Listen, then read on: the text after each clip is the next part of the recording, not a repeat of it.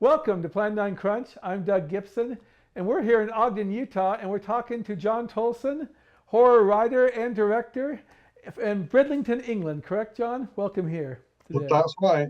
Okay. And Great to be back on the show, yeah, it's been about Doug. a year, I think you were on, right? Yeah, And we talked about your memoir that came out recently, Window on the World, which is very interesting. At the time, we were talking about 40, 40 cult films. And we're going to talk about 40 more cult films, which just came out. And John has written so many books. You've written, one of my favorite books is The Turn to Gruesomeness, pre-code horror. You've also, I mean, it's like you've written about Bride of Frankenstein, you've written about Midnight Cowboy, you've written about Dawn of the Dead, you've contributed to many uh, anthologies. And you just have a new book out that's Horror Cinema Collected Essays, which is also on Kindle. But let's talk about something that you hadn't really done in great detail, is actually be a fiction writer, right? Um, Now these books are called Dark Heart's the first one, right? Okay. that's right. Yeah. Yeah, and I want people to know I've read every one of these books too. The second one Oh, was called Mr. Brightside, and the third, which I finished last night, is called Camera Shy. I'm, yeah. they are dark tales. They're novellas, and they blend horror with mystery, with drama, and even the supernatural a little bit. And I want you to describe what kind of genre they are for you. Well, they're part of a series called Dark Thrills. So I would describe them as dark thrillers. Okay, dark You thrillers. know, so they kind of do cross over into areas of horror, a little bit of the occult, some of them. Psychological thrillers, perhaps, Hmm. are really at the heart of them. Well, dark. And they, Oh, go on, go on, go on. no, I was just going to say, you were probably going to ask me why I started writing fiction after Yeah, why? What having what, written what a book, prompted you to which do is, that? well, well, the answer is, Doug, I've always been writing it, and those stories were always in my drawer, you know. And as you know, I started off making films, directing short films, and the genre that I kind of always seem to kind of come up with stories for, believe it or not, was not necessarily horror movies, but seemed to be thrillers. And I don't know where that comes from. Maybe an interest in Hitchcock and I saw some Hitchcock in your stories. Polanski and De Palma when I was younger, and just the writing process of piecing thrillers together, suspense thrillers. Is there a little bit of Um, Cronenberg in those books too, maybe? yeah, there's all sorts of stuff. In fact, I think of them as sort of movies of the mind, really. Hmm. They're I very guess I readable. was kind of looking back, thinking, gee, it would have been nice to have made some more films, Hmm. but I did have all of these stories that I'd been working on for years and years. And it suddenly struck me that they were all thrillers and I could write them as novels and put them out as a series of thriller novels. Okay, without giving away the And plots, I want to tell you about a little bit. The first one is about a young yeah, woman named Dolores, Dark Heart, and she's been kicked around her entire life, and she's with a man, and and she's. Tell me if I'm wrong, but they think she might have choked to death or overdosed or something, and he panics and emulates her by putting the entire house on fire, but she's really alive. And that's all I'm going to say, except that it delves into how her life affected so many people because they have so much guilt about what they did to her, and also it even affects the fate of a town and things. yeah. And I don't want to give away too much though, okay? And what prompted you to write this story? Well, it is about the dark heart of a community, and that's kind Yeah. of what transpires in the story. But it really started just with an image, which was the image of a man in a cellar, tied to a chair, blindfolded and gagged, and around his neck is like a placard. It just says, "I killed Dolores. Do what you will with me." I was going to let you say that if you wanted to. Okay. Yeah, Okay. and it's well, as I say, the intrigue in terms of writing these things, developing these things, is kind of like asking yourself all of these questions. Why is the guy there? Who put him there? And I couldn't just have him there on his own. We had to have people come and visit him. So we find out that people are being sent invitations. Different people in this community are being sent invitations to come to this cellar.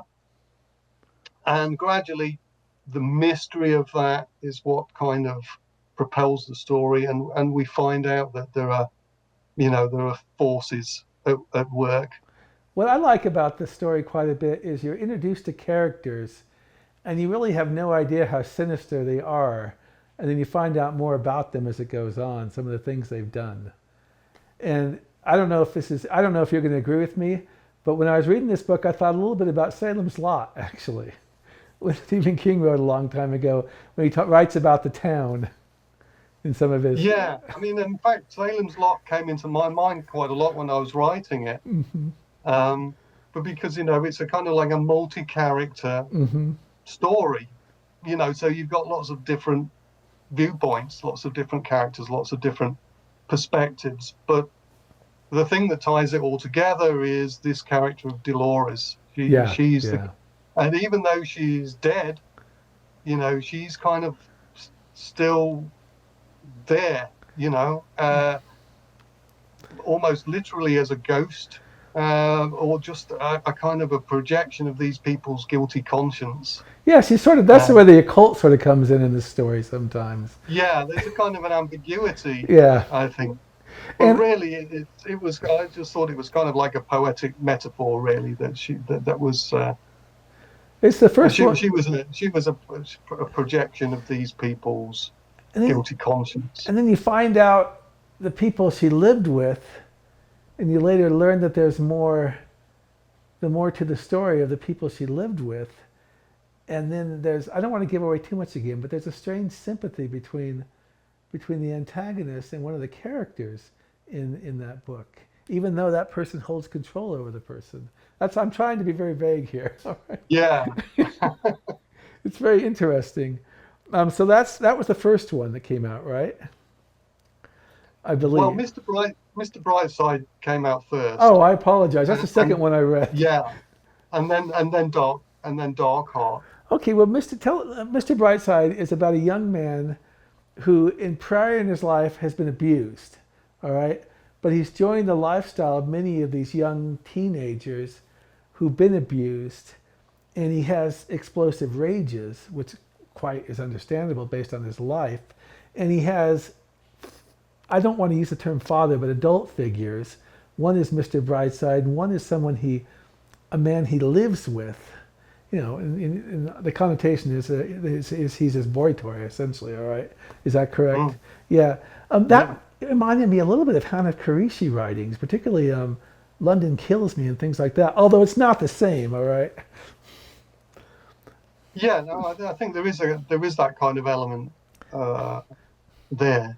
It is a kind of a social realist novel, really, about the kind of underworld, the underworld of London. I think the thing that really interested me in that novel, or in that story, really, is quite a short. It's quite a short. I guess you would call it a novelette. We call them novellas here. Yeah. Yeah. Was that kind of exploring the idea of the cycle of violence? That the person who's abused becomes the abuser. So good. we have this character Rory, who's kind of caught between. He's kind of like in an in-between state. He's trying to break away from that. Yeah. Go on. Mr. Brightside, the character, you say you're quite right about him having these father figures, and it's kind of like, who is he? Who is Rory going to become? Well, you kind of left it hanging at probably of what these initiatory kids suffer, which actually I think made it more effective in how much they must have suffered, all right? I don't quite remember everything that might have happened to Rory Uri in the novel, but I know it was traumatic. You go through screaming and people listening and things like that. rather than actually going into great detail of the violence.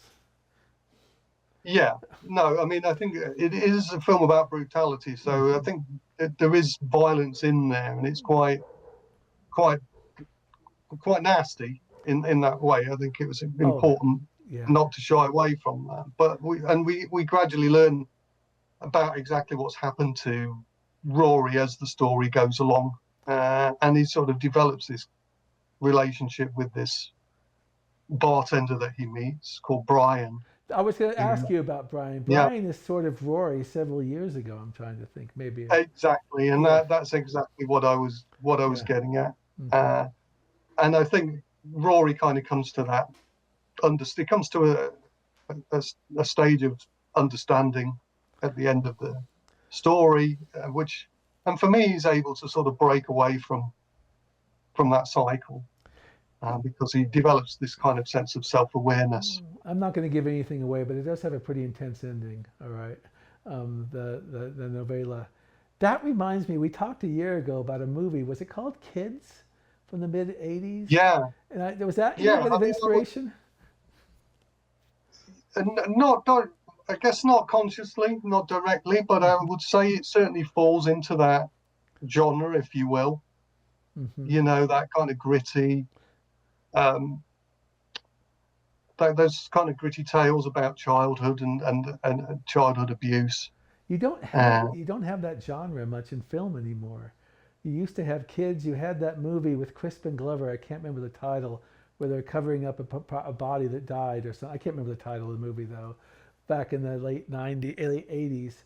But I don't. yeah, that's River's Edge. Yeah, River's Edge, yeah. yeah, And there's London Kills Me also and stuff like that. But I don't see yeah. that. I guess Oh, go on. for me, it kind of goes all the way back to Dickens, Charles Oh, it's Dickens. very good, very good. And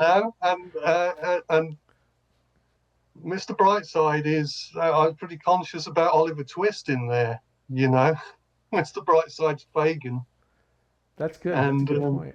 and Simon, who's the pimp, I suppose, who goes out procuring the boys. He's a kind of the Artful Dodger I character. was kind of surprised, not that Simon and Rory are still close, despite what happened. But that must be because Rory became conditioned or something, right? Maybe because of the suffering he just. I just think that there's still that. At the end of the day, Mr. Brightside's the villain. The villain of it, yeah. And everyone's afraid of him. And if you stay on the right side of him, you can just about survive. Do you think that? Uh, and maybe thrive financially the way Simon is able to do that, by being a kind of like a henchman, I suppose, to Mr. Brightside. So I think it's that kind of thing about when you have that shared antagonist, it kind of brings people together because you've got somebody to be afraid of and to despise. That's a good point. Now we'll go to the third one, which I really, really enjoyed. It was called Camera Shy, and it's about a brilliant man who has made mistakes in his life, and he's moved back into sort of a solitary existence, and he loves the old cameras. Okay, the I had not really thought of the process of taking pictures in a great deal for a long time until I read this. He's obsessed with pictures, but he has vices. He's a mixture of loneliness and also, I think, a little bit of lust. Okay, his name is Richard, right? Richard Waneker. I'm trying to remember. Raymond. Waning, yeah. He's this guy who graduated from Oxford, and he's just living this solitary existence. And you have a byproduct of a murder having happened. I'm not doing a very good job because I'm trying not to give things away. All right, but he's Yeah, also obsessed with a woman who also has her problems too. Okay, yeah. who's living in another flat. They call it flats, right there. All right, so and he can actually see her with this he becomes obsessed with her life. He can see her, and eventually she can see him, but at some point it's dark, so she doesn't know.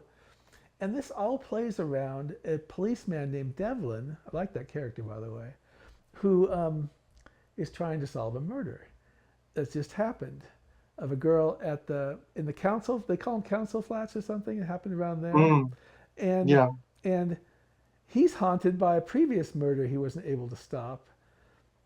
This is not. This is probably the least violent of your tales, although there's violent things happening.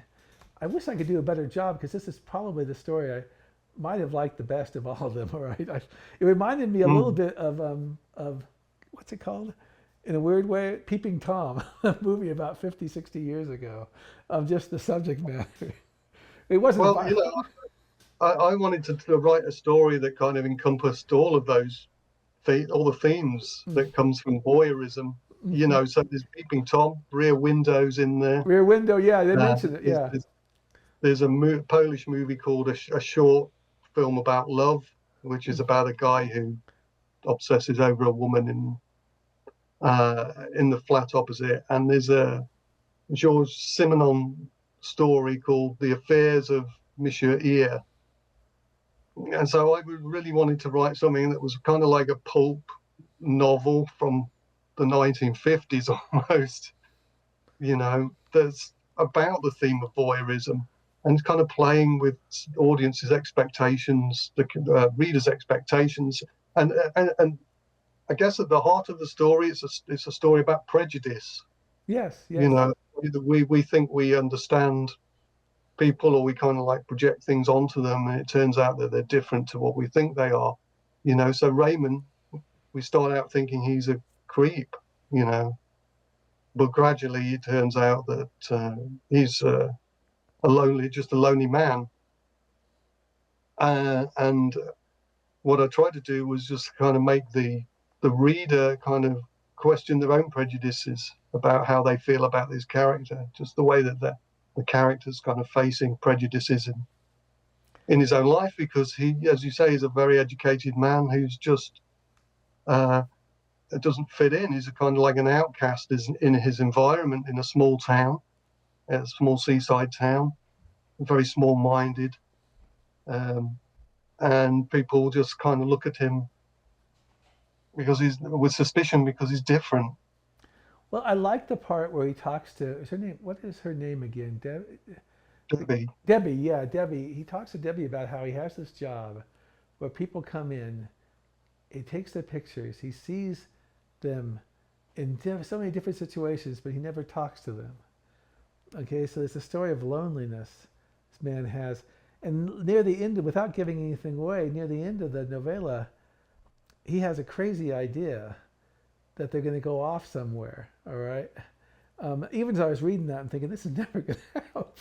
Okay. Oh, And so, but she has her own problems, her own loneliness, and her own love, which, however toxic it might be, is what she wants, right? yeah. And it turns into a tragedy, Yeah. you know, Yeah. because of it. So I think it's exploring that theme of voyeurism, loneliness, the idea of being an outsider in your own life, Mm-hmm. or just watching from the wings your own life, not watching people, but not interacting with them, not participating. Mm-hmm. And Raymond kind of takes that step. It's quite a heroic step for him. He takes that step where he does try to participate, um, uh, and and the tragedy kind of goes on from there. Um, I, you know, with the theme of voyeurism, I suppose it seemed quite natural to kind of make him a photographer, Mm-hmm. Mm-hmm. but also to try and avoid too many cliches of doing that. I had him kind of work in a camera shop, repairing old cameras, but also developing photos. So he's one of the old school, the ones who doesn't want to go onto digital because you don't have the same love of the craft for developing photographs. Now, I was just looking at a Polaroid, believe it or not. Yeah. Our producer likes old cameras and things like that. He's into that. Well, when I started out as a filmmaker, I was working in 16 millimeter. So I Mm-hmm. had to learn all of that stuff. I had to learn photography. I had to load a camera, how to work a light meter, and there's a certain kind of tactile craft involved in it that's kind of disappeared in In, the age of in in the age. journalism, we had to use pica poles and these little circular things. I can't remember what they're called now to size our photos, but those days are gone. Okay. Yeah. Well, in my early 20s, I had a job in a photographic lab, Did you? and this was the days when it was on film, 35 millimeter film. People used to bring in their snaps, and I used to develop them. But people didn't realize that there was a person actually developing their photographs and then printing their photographs and seeing what those people had actually photographed. So I'd get some very strange Well, photographs I bet you have stories to tell on that. because Yeah. people thought it was all done, Automated. all automated. So I guess there's that thing about sometimes you got this very, at times, uncomfortable glimpse into people's lives that they never intended you to have. That sort of served as inspiration for writing the story, then, right? To some degree. That's one of the inspirations. The other inspiration was when I was a student. I lived in a place called Bournemouth, Hmm. which was, on the coast, south coast of England, and lived in this block of flats that was pretty much where Raymond lives. It was like a block of flats built around a courtyard, and from the back bedroom you could see into people's other into the bedrooms of other people across the way. And it was, so of course the story came from there. What would happen if I glimpsed something happen in that Exactly. flat. That's I guess the rear window part of the story kind of coming out there. But I will put links to your page on Amazon, okay, which will include the books. Do you plan any more novellas? yeah, I've got another 3 in the pipeline. Well, Yeah, one of them will probably be slightly longer. And I think it's going to be quite a hefty novel. Great. It's an occult thriller. Yeah. In fact, I think of it as Suspiria meets The Seventh Victim, as as seen through the lens of a Dennis Wheatley novel. Well, that's Did gonna you be. used to read those? That I used sounds to very love those interesting. when I was a kid. So I've got a sort of a Duke de Richelieu character, Hmm. the Satan, the character who hunts down the Satanists, hunts down the occultists. But I've turned that character into a young woman, 20-year-old drama student who gets drawn into the world of the occult and becomes, a Duke de Richelieu kind of hunter of Satanists by the end of the story. Well, that'll be fascinating.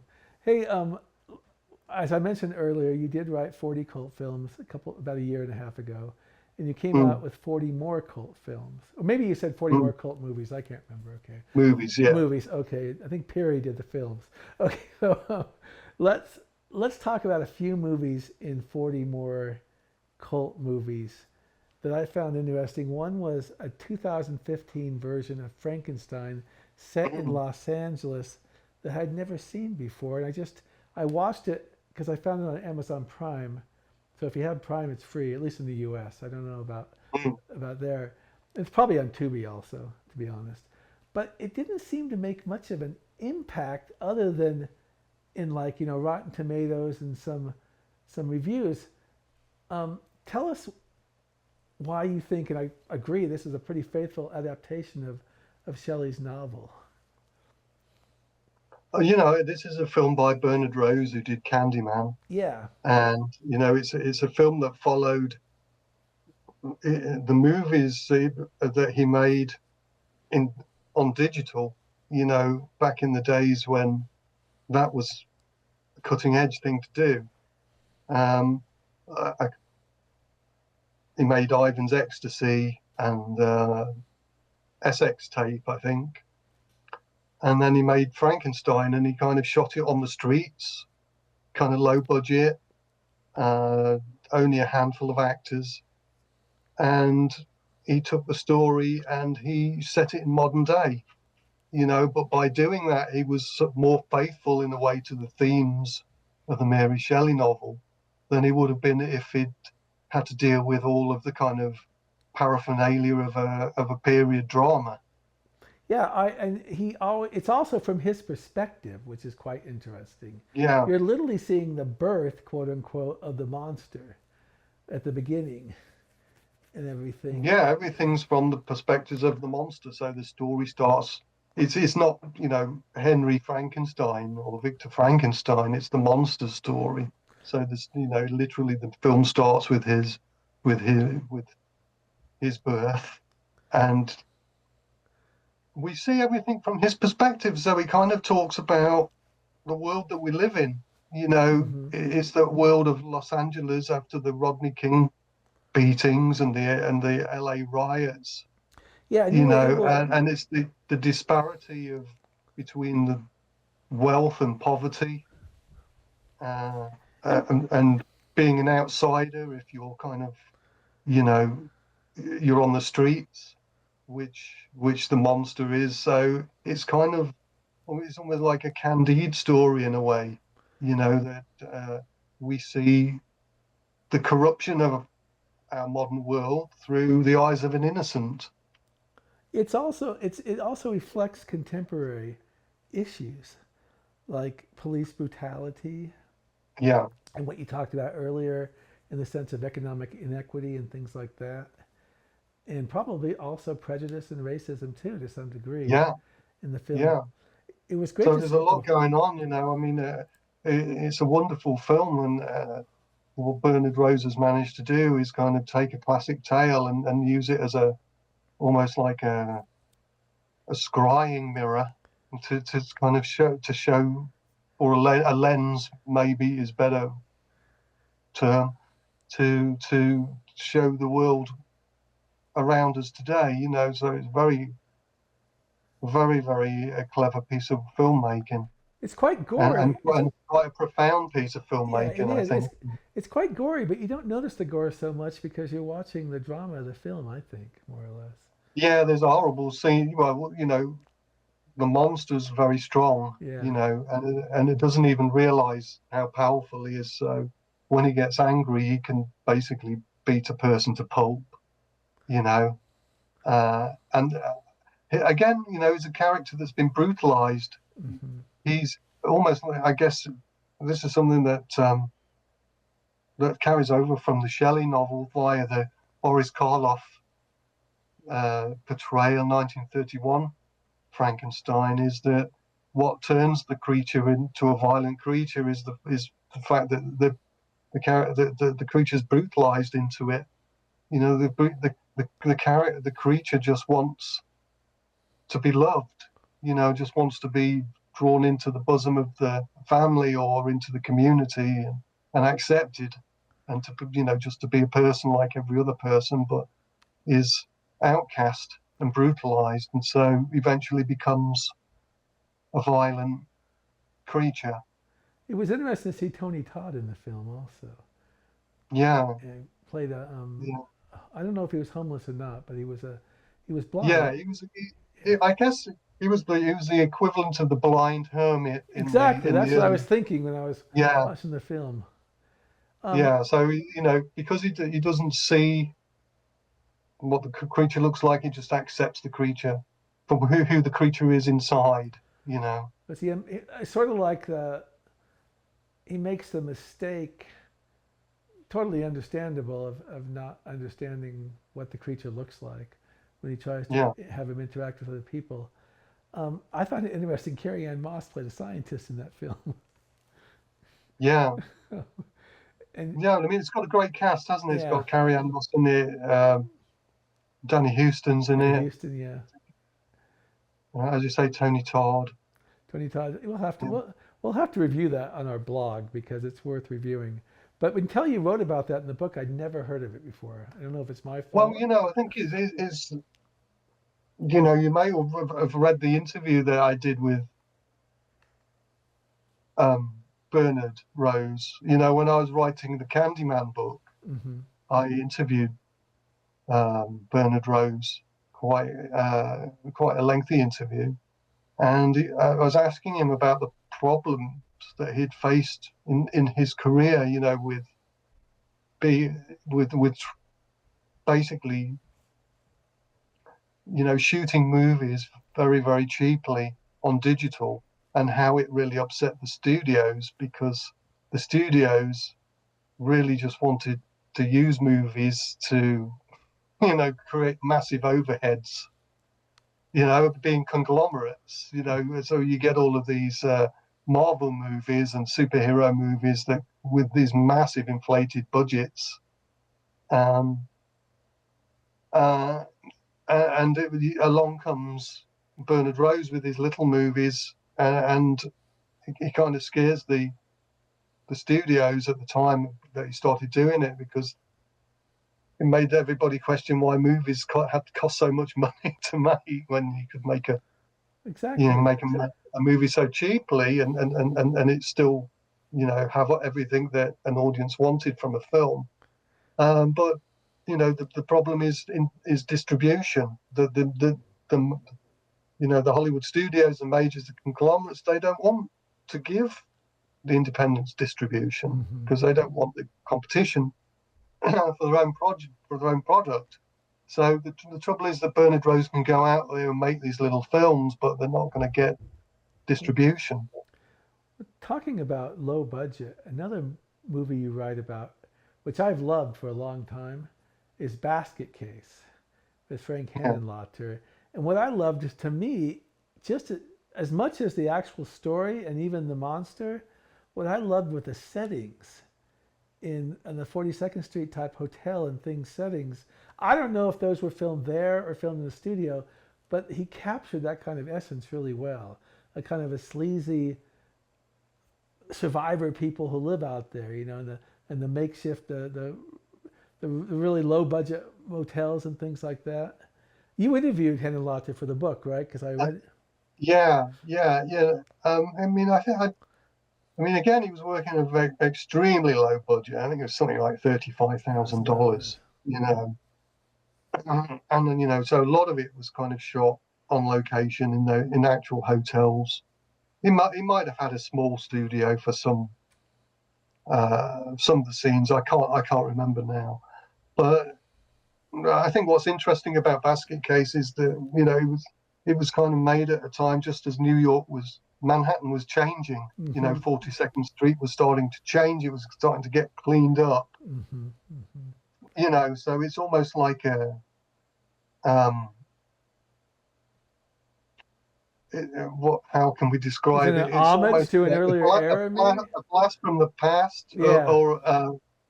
you know, it kind of shows how things were in the late 80s, just as the late 70s turned into the 80s, and you know, Broadway and all of that all started to kind of get sanitized, and you know, all the grindhouses started to kind of get closed down and so on. So if you go there now, you get a little taste of what things must have been like in the 70s, when Henenlotter was kind of hanging out around there, going to see all the movies, and kind of shot Basket Case around uh, in those locations.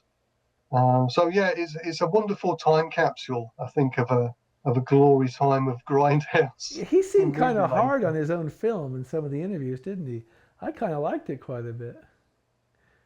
Yeah. I mean, I think he probably feels you know, the film is slightly less than professional in some aspects, Mm-hmm. especially in terms of the stop motion stuff Mm-hmm. that he did himself. But Yeah. when he, but you know, that's part of the charm of the film. I think is that it's slightly cheesy. You know, You know, it's fun to see directors like Henenlotter and I guess John Waters, who basically educated themselves by just going to the movies over and over and over in the late 60s and early 70s. I'm not saying they achieved greater skills later, but that's how they learned.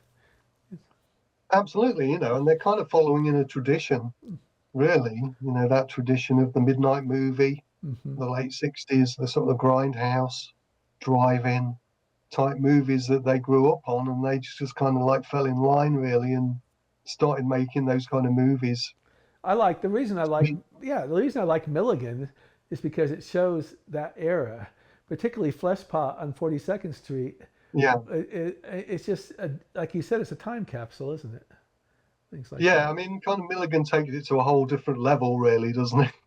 Well, no, With but his, he, what did the guy say? Tim Lucas said it wasn't maybe not have been Tim Lucas, but somebody said, if you're an Andy Milligan fan, there's no hope for you.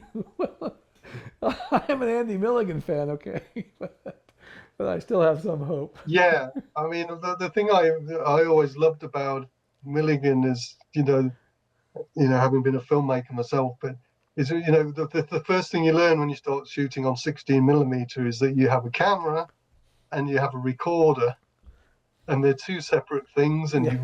you shoot the movie on 16 millimeter and you record on quarter-inch tape, Hmm. and you have this thing called crystal sync that means that the camera um, captures images at a constant speed, so that when you transfer the sound onto the film, it's in sync.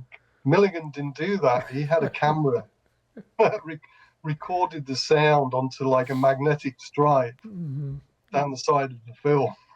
Did you ever see? Did you Which ever see? Did you ever see Nightbirds? yeah, That to me is a quintessential London film.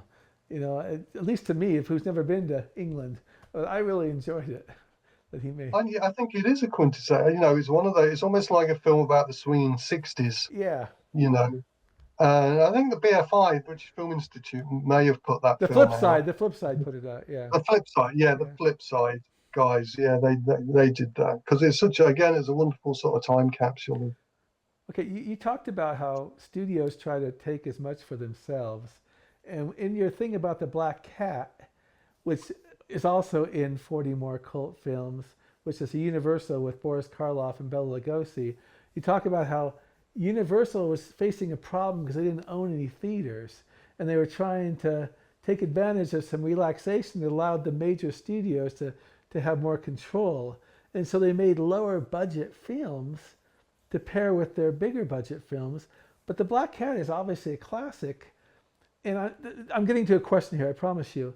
You talk about in the essay how the code people more or less ignored it after a while, and it got through with a lot of stuff that maybe it wouldn't have got through, at least from the Hayes Commission.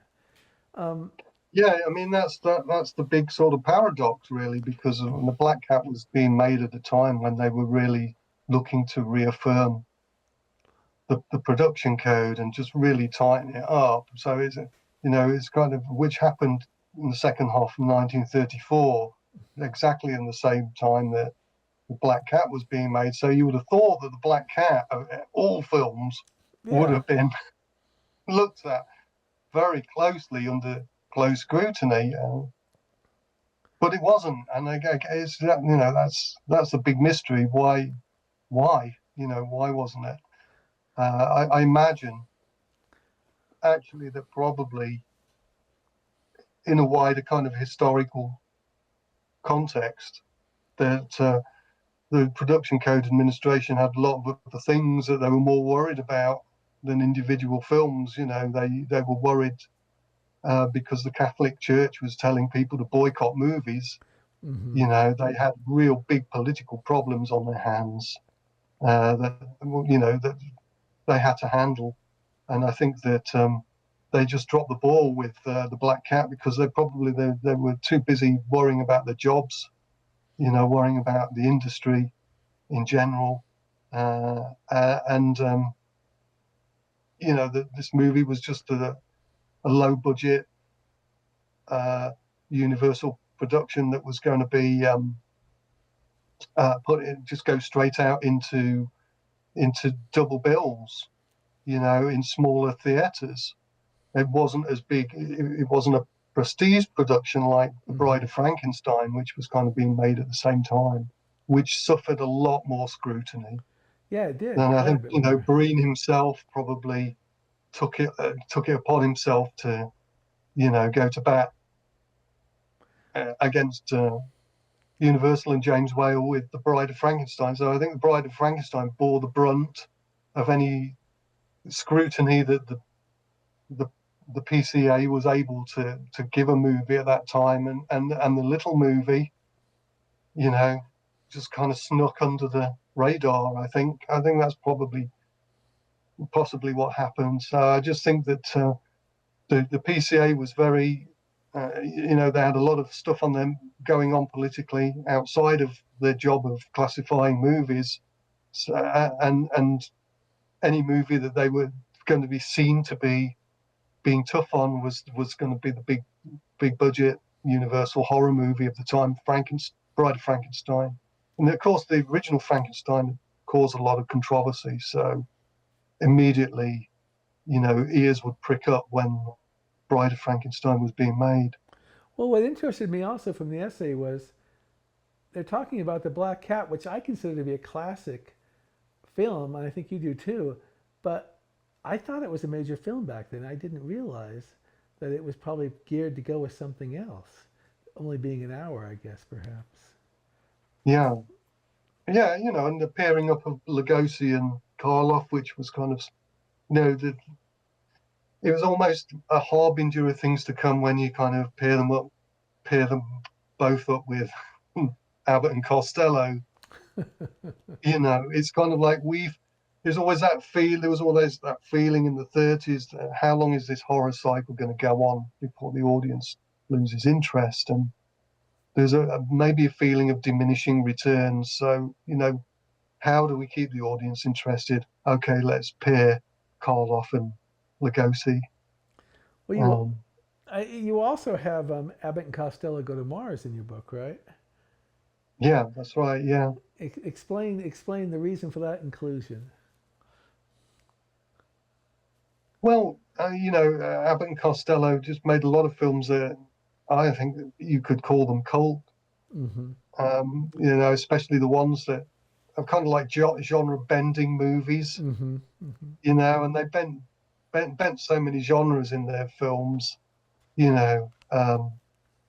Like high seas, adventure, and jungle movies, and sort of Matahari type movies, and all in this bid to kind of for um, box office takings from the audience, and so send them up to Mars, and so Universal's already paired them with the horror icons, Frankenstein, Wolfman, etc. And the horror heyday is kind of pretty much gone by when the mid 50s. But it's it's the age of science fiction movies. So put Abbott and Costello into a science fiction movie. It's funny about that movie is they go to Venus. Yeah, They thought they it's were. kind of weird. I think I write in it, that anyone who's a fan of the film will immediately tell you they never get to Mars. Yeah. But I guess it's a better title than Abbott and Costello Go to Venus. My favorite Abbott and Costello, besides Frankenstein, is The Time of Their Lives. I really enjoy that one. Yeah. Where it's a ghost story too and everything. It's funny. Abbott and Costello were very big when I was a child in the 70s, and they still seem to be pretty big. They're almost timeless now, right? And maybe perhaps that's Yeah. They used to play them a lot in the 70s. When I was growing up. And the thing I always remember is that, it used to be Abbott and Costello and Laurel and Hardy. That was what we used to get on British. What we used to get on British television. But the Laurel and Hardy that they used to show were those 30s two reelers, and they used to kind of show those in the afternoons. But it was like Saturday morning movies was always Abbott and Costello. So I always associate those with kind of like longer movies and Saturday. Well, Saturday mornings. they show on on Turner Classic Movies now quite frequently, stuff like the Bowery Boys and stuff like that now. And my son and I often watch serials too. I mean, the latest one we're watching is The Lone Ranger or something from 1939 or Yeah. something. They're a lot of fun. All Is right. that the Clayton Moore one? No, no, this was the original one It from was before that. 1939. It, yeah, I thought it was called Hi-Yo Silver, but it's really called The Lone Ranger. Yeah. But my father used to tell me about these things, you know. In fact, he used to tell me about serials when I was a kid, and I always wanted to see them. And of course, I bought a few a while back, but now you can actually see them on regular television. So it's interesting how long a length these movies have. Yeah. And I used to watch Flash Gordon. Flash Gordon, all three of them. You've seen those. Yeah, we used to get those series. Buck Rogers. Buck Rogers, yes. And The Whispering But funnily Shadow. enough, so yeah, with Abbott and Costello, Laurel and Hardy, we used to get those on British TV. We never got the Three Stooges. That was big But here. I can, so the Three Stooges have always remained like a mystery to me and a bit of a sort of a blind spot because I never got to see those. Well, I think their comic timing is really good, the Three Stooges. Yeah, I'm not sure they're the most intellectual things in the world, but their comic timing is superb. I actually like Harry Langdon a lot. Not many people know about him anymore. no, we never got him. Harold Lloyd we used to get. Get So Lloyd. I've seen pretty much all of the Harold Lloyd movies. I wanted Great shorts again. what you included something I found interesting. I think it's a good movie, but you sort of described Night Monster as a solid 40s B horror film with a lot of different elements in it. Tell our viewers about Night Monster with Bela Lugosi. Although he had lead billing, only plays like a butler or something. You have Ralph. Yeah, that's a weird movie. It's kind of like a haunted house movie, isn't it? You said you It's compared it to was it The Old Dark House? You compared it to? I was reading the essay again. Yeah, I mean, my abiding memory of the film is just the swamp outside Hmm. the house. And there's a Swami, and there's a bunch of businessmen who are meeting some guy who's an invalid. They've apparently done him a great wrong, and then you have Lugosi just going like this. They use Lugosi that way so many times as I don't want to use the term cannon fodder, more as a red herring, you know, or something. And they do have a very you go to the town and everything. So I hadn't thought about that movie in a long time, but I found its inclusion in Yeah, your book interesting. Um, yeah. I mean, by this time we're kind of talking the kind of late 40s, aren't we? it was early 40s, I think. 42, Yeah, 42. 42, Yeah, I yeah. think it's 42. Yeah. And it's kind of I think it's interesting when you get a movie like Night Monster because it tends to be quite forgotten when you think about the horror movie history books. 42 people would more likely to be talking about the Wolfman, Yeah, yeah. in the history of horror. But you get these kind of little movies again. They're kind of intended as probably the second bill in a double bill. So Yeah. I think the Night Monster came out with the mummy's hand or something. Probably did, yeah, which One was of those, yeah, one of those. I think it was, it came out as a double bill. So I don't think Universal really had great aspirations for a film like Night Monster. now they were Was probably it Ford B directed it? So it was kind of like it was very much the B movie. well, you have good things to say Yeah, about Ford Beebe in that essay. yeah, yeah. Well, he's a one of those great. There's like a handful of great B movie directors, aren't there? Who Nick Grind, I think hmm. he's one of them. who was the guy He that did made some who was the guy that made oh, what was it called? Detour. He was a great director. Ulmer, Edgar G. Ulmer. He was probably the greatest. Yeah, but who's the guy also that's you're right, because he also made Bluebeard. But Bluebeard, yeah. but who directed Invisible Ghost? he later made the movie about the boyfriend and girlfriend who kill people. I can't remember his name. I hate it when I shouldn't do this because we're live. Wasn't Joe? Are you talking about Joseph H. Lewis? Yes, Joseph H. Lewis. He was another good Yeah, one. Yeah. yeah. Well, Gun Crazy is one of the Gun Crazy greatest. was the title I was looking for. Yeah, it's one of the greatest B movies ever made, isn't it? But, Oh yeah, it is. It is. I'm going to bring up yeah, one more thing that you had talked about, which I hadn't realized. You had the Universals making their B movies, and that kicked the monograms and PRCs and cameos to where they were trying to show their movies in the out of the way cities, into the towns where maybe the majors didn't want to go. So if you had a movie like Rogue's Tavern, you had a tougher time pushing it, right? Because you sort of got kicked out of the major cities a lot of times. yeah.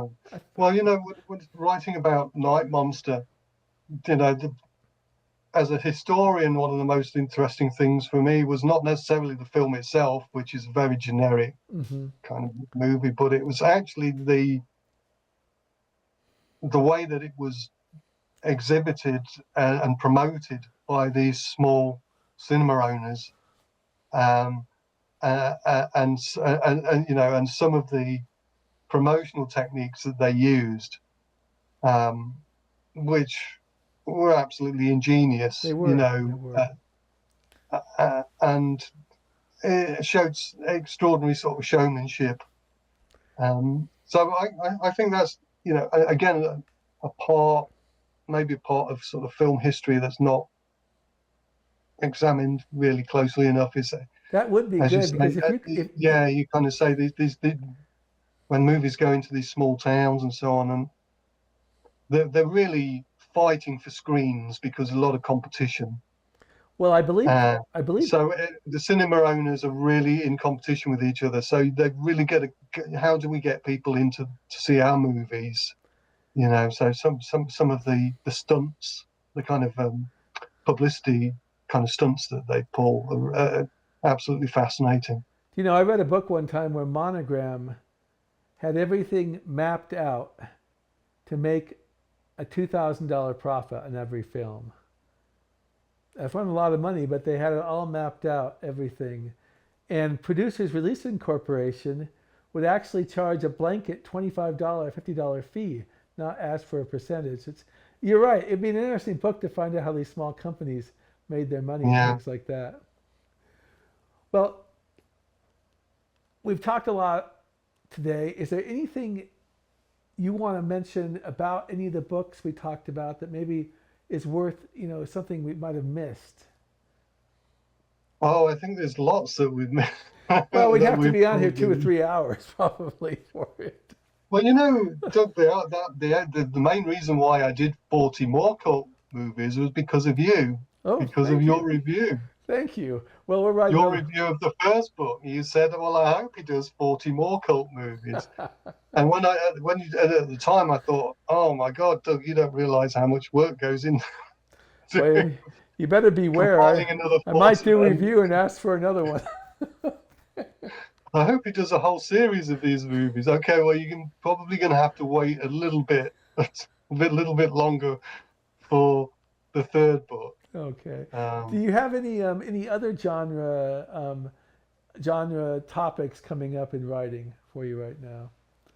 And within nonfiction. I kind of got all sorts of ideas in my head. Hmm. I've got an idea for a novel which is kind of One Flew Over the Cuckoo's Nest, but set in a retirement home, and I've been kind of playing around with that. That would be It's interesting. with shades of 1984 as well in Hmm. in there, but that's sort of very early stage, and who knows where that's going to go. The next book out is another horror movie book. You might be interested to know. It's got a bit of an audacious title. It's Horror Movies: The Definitive History. So it's looking at what I call the three golden ages of horror: the 1930s and 40s, 1960s and 70s, and then from 1999 to the present day. So it's a book of 3 parts looking at the 3 golden ages of horror. and looking at the contexts for why horror boomed in those three historical periods, and what kind of led to in the 30s and 40s, and then 60s and 70s, the sort of going into the 80s, the sort of decline from the golden age. Well, that's very interesting. We'll be sure to pick it up. When do you think it'll be out? And that's coming out on the 5th of September. Great, great. We'll look for it. I got a question for you. I'm a little bit snobby when it comes to newer movies, all right?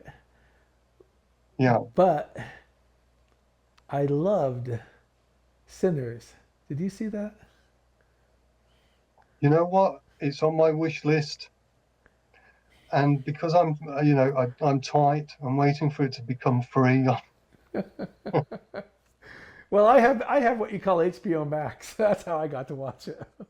I've got Netflix, Disney, Netflix Prime, Apple. usually gets it next, all right? But I liked it. I felt like it was 6 genres or 7 genres in one, and horror was just one part of it. But that's all I'll Yeah, say I about mean, it. I think that's where horror's going is, it has to keep evolving. Hmm. It has to keep drawing on other genres. Hmm. Hmm. You know, it has to, it has to become more diverse in terms of the filmmakers Hmm. who were involved in making horror, more diverse in terms of the audiences watching horror. And so, a movie like Sinners is a kind of step in that direction. If you can, beautiful soundtrack too. Irish music and blues is in that movie quite a bit. Because I'm going to give you a hint. It has an Irish vampire. Okay.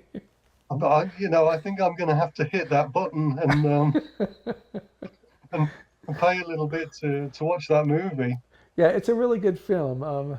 We're going to do my son and I, you don't see him right here, but he's next to me. We're going to Yeah. discuss that movie in the 23rd, spend an hour discussing that film and just try to post it in September or something. Anyways, thank you for your time. I'm going to say we're Plan 9 Crunch, and you can subscribe to us. We have a lot more subscribers now than we did a year ago, okay, on YouTube. And we're at Plan 9 Crunch podcast and blog. And we're also have a blog. Well, we have a blog called Plan 9 Crunch we've had since 2008. And I'll get a review of 40 more court movies on it soon. Okay, how about that? That's good. Thank you for your time, Just, John. just, And just don't end it saying, I hope he does another book soon. I'm going to say I want him to do one strictly on Grindhouse films. I'm just kidding you. Yeah. All right. Well, anyways, thank you very much. And that's a wrap.